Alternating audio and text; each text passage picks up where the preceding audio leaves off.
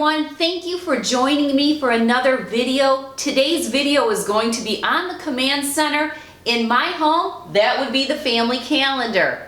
A couple weeks ago I did an organization tips video. I have that linked in the drop down box below. In that video I talked extensively about the family calendar. I also shared other methods that we implement in our home to keep us communicating. If you haven't checked out that video yet, you're going to want to check it out because there's a lot of great tips in there and they're all going to be relatable to this video right here. The other thing, I have a blog post actually talking about our family calendar with lots of tips, different steps that I take, different things that I would advise other people to do when they're implementing a system like this, and you're going to want to check that out as well. And I also have that linked in the drop down box as well. What I am going to provide for you in today's video is basically a step-by-step guide from start to finish on how to put together a calendar. So what do we need first? Let's go over the products we need. We need a calendar, and you certainly can use an app on your phone or you can use a calendar on your computer, but that isn't the system that I use in my home, and I'm going to share what my system is. You're going to have to find what works for you, but I think this one is a great one, especially if you have a family, a busy family like we do. You know we have 5 children, so you can only imagine. So yes, the first thing you need is a calendar. Calendars usually run either from January to December or July to June. This is the perfect time of the year to get started. Kids will be getting off school, so if you don't already have a calendar and you want to get started with this, I'd pick up one of those calendars that begin in July. If you are antsy to get started and want to get started right away here in May, what you can do is you can do these printable calendars. You can print them right offline, they're free. You could get something like this to get yourself started. And by starting to plug in the information on one of these, I think it will help you so that when you do start your new calendar in July, you will kind of already have a system and it'll just be very easy flowing. There's different types of calendars out there. You can get hanging ones like the one that we have here, which can hang on a refrigerator. If you have a unit, it can hang on a wall. You can get your desktop calendars. This one here is my business one. I ripped off a month. I have another month here, but this one would lay on a desk. So it's really just going to be what is going to work best for you. The key with your calendar is you want to put it in a central location of your home. In our home, central location would be the kitchen because we love food. So we're always in the kitchen. Everybody's always in the kitchen. So that's a great place. So find a central location in your home.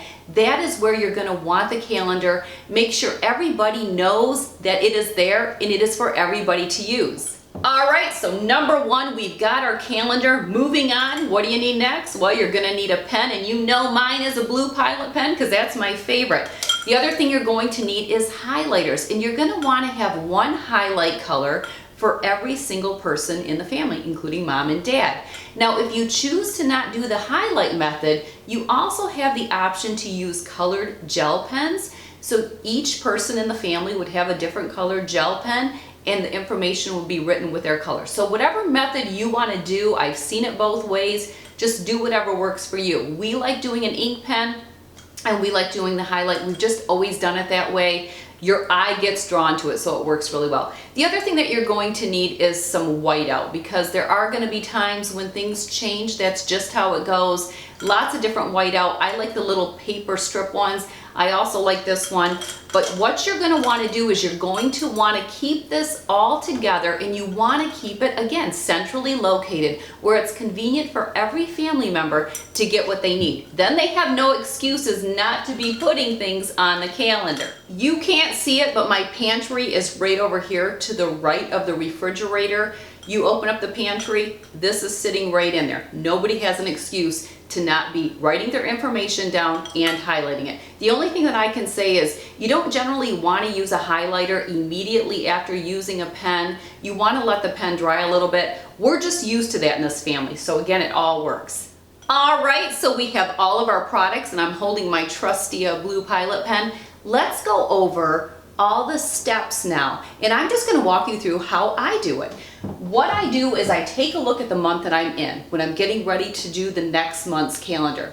and I see what can I transfer. So these are going to be lessons and practices that happen the same day at the same time every single week, and they're just going to get transferred over to the next month. That's the very first thing that I will transfer over. So if we have April, I transfer that over to May, and believe it or not, I already have tons of it already transferred into June, or new things that are on there. So that is the very first step. That's the very first thing you're going to do, is transfer the information over from the month that you were in onto the next month, and then be done with that. So once you have all of your information transferred over, now you want to take the paper trail and you want to get rid of it. This is going to be school papers, sports stuff, invitations, you name it. You all know, you get these things all the time. We have a baby shower.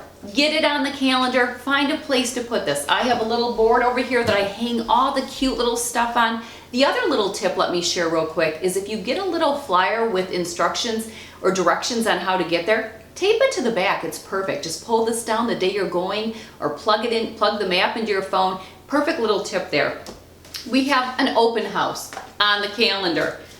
Open house, it's on the calendar. Open house, it's on the calendar. Another baby shower, it's on the calendar.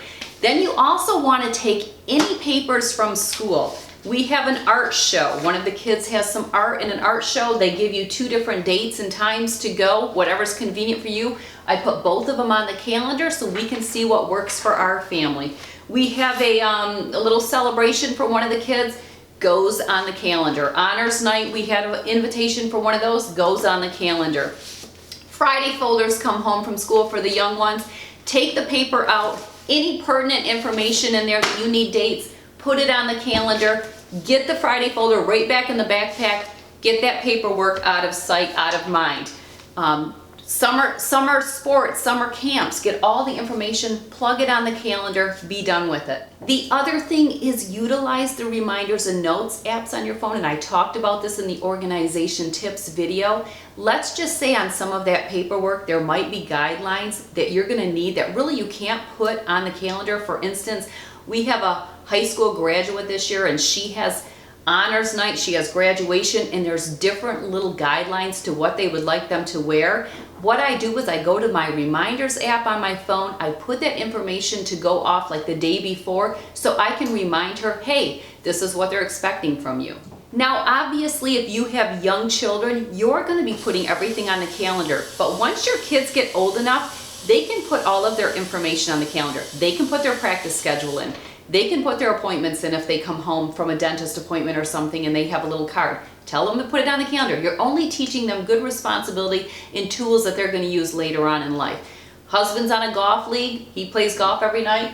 Have him put it on the calendar so that everybody in the family knows he's not going to be home that night. That's where all the communication takes place.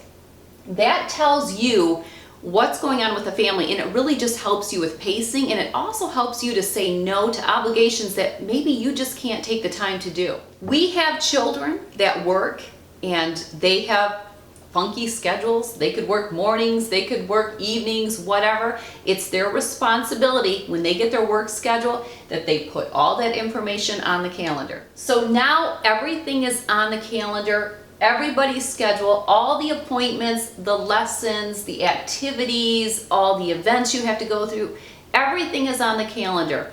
Next thing you do is you highlight. So you highlight according to the person. One daughter's green, one daughter's orange, one daughter's pink. We have a big family. We use every highlight color you can imagine. The key is that everybody knows it is their responsibility to get everything on the calendar. It's not mom's responsibility. It's not dad's responsibility. It's everybody in the home. Obviously, again, if you have small children, that's going to be different. If you're not already doing a system like this and you have older kids, it's probably going to be hard at first because they're not used to it. So cut them a little bit of slack, but be very clear about your expectations. Explain to them what the system is, explain to them how to do it, and then tell them there will be consequences if they don't. You're probably going to have to send out some reminders at first, the first few weeks that you're doing this. Maybe put it in your reminders app to go off to send out a text reminder to every member in the family. Everybody has their phones on them. Your kids have no excuses not to get those reminders. And in that little text, it'll say, don't forget to check the calendar and update it. I still do it with my kids, even though they're used to this system. It's going to take a while. A couple other important things, and you have to go to that blog post because I list all of this in the blog post, so I don't want to go into it too much detail in the video, but always look at the calendar ahead. Always be looking ahead, because again, that's going to help with pacing, and it's going to help you know what's happening the next day. Who needs to be where? What kid do I have to pick up, or what child do I have to send to pick up a kid, or does my husband have to get out of work early to get a kid? Those are very important things, because you don't want to ruffle any feathers in the family and have last minute things. It's nice to be clear with everything the day before. Now, if you're like me and you run your own business, you may need to have a second calendar. This is my business calendar. Basically, what happens here is the information that is given to me here helps me to devise what my month is going to be like for work. I do several different things. I'm blogging, I'm YouTubing, I do health coaching, I do makeup sessions, you name it, I'm doing it. But I know from the information that my family is giving to me what my availability is. I don't want to be out of town all day if I've got 3 different things going on with the kids, so I schedule that for a different time. I'm not going to go into a lot of detail on my work calendar because most people aren't going to need something like this. Most people don't do what I do. But this really helps me. Again, I utilize it the same way. I have a highlight color for different things. Blogging is one color, YouTube is one color, appointments are one color. I keep everything on there, helps me with pacing, helps me plan out my day. From here I make my task list, which is another thing that I'll be doing a video on, because I talked about all the different methods that I use to stay organized. I want to tackle them all individually in a YouTube video, and that's why today we started with the first thing. That's always going to be the calendar. Next, we will tackle the task list. There you have it, the family calendar. I sure hope you found some tips today to help you with your existing family calendar. And if you don't have one, you found some tips to help you create a new one. Thank you so much for watching this video. Don't forget that if you ever want details to the look that I am wearing, I generally always have a blog post, and I do for this one in particular, and I'll have that linked below, as well as in the corresponding blog post to this video. Don't forget, I always have extra information on the blog post, so you always want to check that out. So I hope you subscribe, YouTube channel, I hope you subscribe to my website, I hope you give it a like, and I will see you in the next video.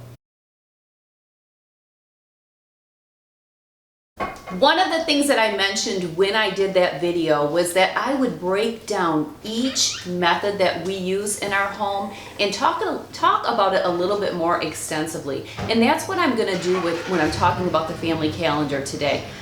Busy, bustling household, this is just how it is. It kind of makes the video. Sorry. I love it. Hey, you know what? That's one of the things I think you guys love, is that we've always got activity going on. Say hi, that's my husband.